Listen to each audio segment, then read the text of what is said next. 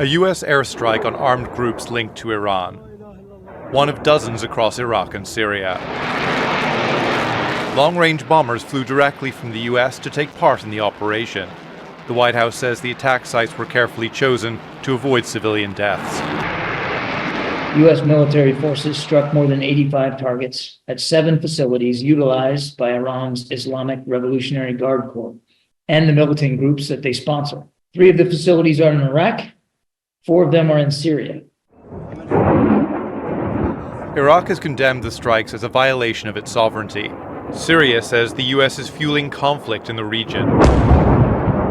Both countries have reported casualties. The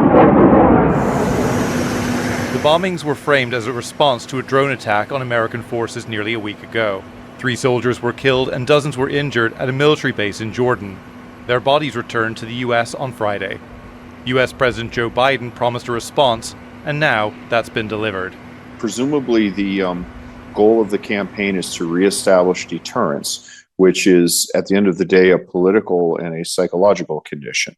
So the question is, can these actions inflict enough damage on Iranian interests that the Iranians will, basically step back from doing this sort of thing again in the future? Some armed groups in Iraq are now pledging more attacks on U.S. targets in the region.